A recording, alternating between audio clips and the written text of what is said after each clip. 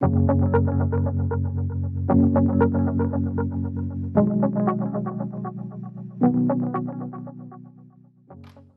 à tous. Merci d'abord pour cette invitation. C'est un grand plaisir pour nous, de vous présenter, nos produits, les pruneaux d'Agen, notre ODG. Hem, donc je vais vous présenter, notre filière. Donc déjà, tout d'abord, au niveau de la production française de pruneaux, il faut savoir que, la majorité, se trouve donc, dans le sud-ouest. 99 de la production est effectivement dans le sud-ouest, donc la zone qui est couverte par l'IGP. Malgré tout, en France, il y a eu, par le passé, une production ailleurs que dans ce département-là, notamment au niveau de la Corse et dans le sud-est de la France. Depuis 2002, nous avons, la reconnaissance de l'IGP et depuis, effectivement, les régions productives sont beaucoup plus restreintes, étant donné que, globalement, ce sont principalement les départements sous l'IGP qui produisent. Aujourd'hui, c'est donc 1 002 exploitations, de producteurs de pruneaux, dont, 940 qui sont couverts par l'indication, géographique. Donc c'est quand même 94 de nos producteurs. C'est 11 745 hectares de production, dont 11 620 hectares, sous IGP, donc 99 de la production de pruneaux est IGP et c'est 35 000 tonnes, produits sous l'appellation pruneaux d'Agen, donc 88 de la production de pruneaux et au final, cette indication géographique nous permet, d'avoir 12 000 emplois directs et indirects, que ce soit sur les exploitations agricoles et également dans les entreprises de transformation. L'ODG, c'est donc 940 exploitations agricoles qui sont adhérentes, une dénomination et donc une reconnaissance IGP depuis 2002, 52 entreprises de transformation, dont 26 industriels, 26 qui sont ce que l'on appelle des producteurs et des transformateurs, donc qui produisent, directement leurs pruneaux sur leur site et ensuite qui transforment, leurs propres récoltes. Nous avons également 4 entreprises de noyautage qui font partie intégrante du coup du process de transformation. 27 entreprises que l'on appelle des façonniers de noyauteurs, hein, qui travaillent, directement avec les entreprises de transformation. 23 stations de séchage, collectives et donc 35 000 tonnes de pruneaux d'Agen produits en moyenne tous les ans et ce qui représente un chiffre d'affaires de 185 millions d'euros, annuellement. Au niveau de la commercialisation, 60 des transformateurs de pruneaux, sont habilités IGP, tous dans la région, donc je vous ai cité tout à l'heure, dans le sud-ouest, où 99 de nos adhérents sont dans ces régions-là. 25 des pruneaux d'Agen sont exportés et principalement commercialisés, du coup, sur le marché français, sur notre marché domestique, à hauteur de 75 avec un chiffre d'affaires commercial de 132 millions d'euros. La valeur ajoutée de l'IGP pour la filière, c'est 10 par exemple de valorisation pour les producteurs, 10 également pour les transformateurs qui vendent sur le marché intérieur et à l'export, c'est 22 pour les transformateurs, sachant qu'aujourd'hui, effectivement, il y a un gros enjeu, pour la filière à aller se développer sur les marchés export. Pour nous, ce sont des marchés qui sont très concurrencés par nos concurrents, qui sont, les Américains et les Chiliens.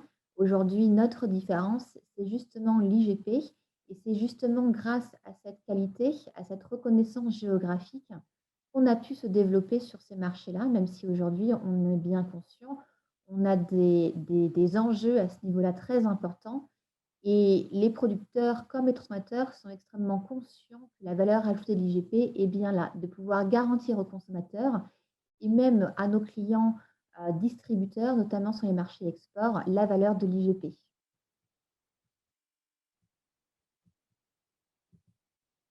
Au niveau des missions de l'ODG, donc, comme nos amis du CEL de Guérande, nous avons la gestion du cahier des charges ainsi que du plan de contrôle en lien avec l'organisme de certification.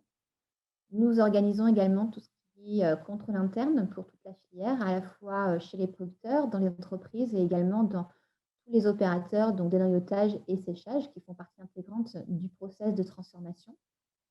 On assure également le suivi de toutes les non-conformités qui sont liées justement aux irrégularités du cahier des charges.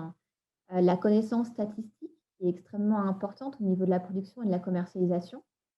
La gestion des étiquettes et emballages, où là, effectivement, on parlait pendant toutes ces présentations des problématiques d'usurpation et de mauvaise utilisation de l'appellation de manière générale pour les IG. La gestion des étiquettes et des emballages est vraiment un enjeu extrêmement important pour nous parce que ça nous permet justement de contrôler tout le respect de ces exigences qui sont aujourd'hui très difficiles à, à protéger. Et c'est la première porte d'entrée, c'est effectivement les étiquettes et les emballages. Donc pour ça, on fait extrêmement attention au sein de nos adhérents parce que même si tout le monde est très conscient de ces enjeux, il y a toujours des incompréhensions, des fois des exigences qui ne sont pas toujours évidentes à appréhender pour nos adhérents. Donc notre rôle est également effectivement de faire beaucoup de pédagogie auprès de nos adhérents. On gère également tout ce qui est réclamation consommateur, où on met un point d'honneur à ce que la qualité soit toujours au rendez-vous pour nos clients et pour nos consommateurs. Et ensuite, on assure la défense juridique de l'IGP, donc comme on a pu le voir par rapport à tout ce qui est usurpation. Donc au niveau de la veille, par exemple, sur internet, sur les points de vente. Nous avons également, grâce aux accords qui ont été signés au niveau international, nous avons des cabinets, des pouvoirs publics dans les différents pays avec lesquels nous avons eu des accords qui nous alertent sur des usurpations au sein de leur pays. Donc ça nous est rapporté et ensuite nous, on peut effectivement derrière assurer un suivi, contacter ces opérateurs-là ou bien ensuite se rapprocher de l'INAO ou des pouvoirs publics pour une action juridique. Et bien évidemment, il y a tout ce qui est promotion de l'IGP sur la communication, le marketing, pour pouvoir renforcer l'image de notre produit et de notre réputation. Notre fonctionnement, donc c'est un président, Monsieur Farezin. On a également, donc, comme nos amis du sel de Guérande, un conseil d'administration composé de 8 producteurs et 8 transformateurs. Toutes les décisions sont prises à ce niveau-là. Ensuite, effectivement, nous avons une personne à temps complet pour toute la partie administrative et organisationnelle de l'ODG. Et ensuite, nous avons 8 techniciens pour assurer tous les contrôles de la filière. Nous avons également la chance de pouvoir travailler étroitement avec l'interprofession du pruneau pour assurer tout le suivi, le support, le conseil à nos adhérents. Donc au niveau du support administratif, on est chargé de toute la gestion documentaire, l'organisation des contrôles, les relations entre les pouvoirs publics et l'INAO, ainsi que notre organisme de certification. On a 8 techniciens qui sont maillés sur l'ensemble de l'organisation des producteurs pour réaliser les contrôles internes et le conseil aux producteurs. Et ensuite, on s'appuie sur les services de l'interprofession qui nous met à disposition un laboratoire pour tout ce qui analyse de la conformité de la qualité du produit et également le support, le conseil pour les entreprises de transformation. Au niveau de la défense juridique qu'assure l'ODG pour l'IGP Pruneaux d'Agen, forcément, c'est limiter l'usurpation de l'appellation en France, mais également à l'étranger. On assure donc une veille sur les sites Internet. Les plus gros, on a pu les citer, Amazon, eBay, mais également sur les plus petits sites Internet qui peuvent être des sites de producteurs qui vendent en direct leur production et qui s'affranchissent de certaines règles ou exigences pour l'habilitation de Pruneaux d'Agen. Et également la surveillance d'étiquettes en magasin.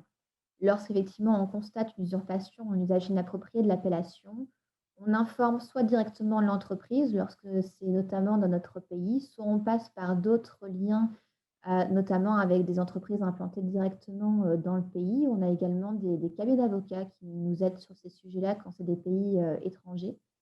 et ensuite, en cas de réponse insatisfaisante, on alerte les services juridiques de l'INAO ainsi que les autorités compétentes, des pays qui sont concernés. C'est vraiment un travail collaboratif avec les services de l'INAO et généralement, c'est, vraiment une satisfaction de travailler avec eux, à ce jour. Au niveau de l'IGP, les avantages de la filière pour nos professionnels, c'est forcément un outil de valorisation économique des produits très intéressant. C'est une meilleure répartition de la valeur entre les différents acteurs, sachant que j'ajoute qu'au niveau agricole, il est toujours difficile aujourd'hui, notamment en France, on le voit bien, c'est toujours un sujet qui est très difficile, la répartition de la valeur et l'IGP a permis de garantir aux producteurs, parce qu'aujourd'hui, le nerf de la guerre, c'est vraiment les producteurs, c'est, qu'ils puissent vivre de leur production et en être fiers et l'IGP vraiment a toutes ses lettres de noblesse grâce à ça. Ça permet effectivement également ce qu'on a évoqué, là, une protection juridique contre la concurrence, déloyale, mais la concurrence, globalement. Ça facilite l'installation de nouveaux producteurs, notamment je pense à des jeunes, agriculteurs. C'est pas toujours évident de s'installer, nouvellement, pour l'agriculture et quand il y a un label avec, des IG, généralement ça facilite. Ça leur permet d'avoir des aides et en plus de ça, c'est un gage aussi de garantie pour eux d'avoir, des une commercialisation assurée, derrière et une garantie qualité. Ça facilite donc l'accès au marché et ça renforce le pouvoir de négociation des producteurs grâce à l'organisation que l'on a mis en place.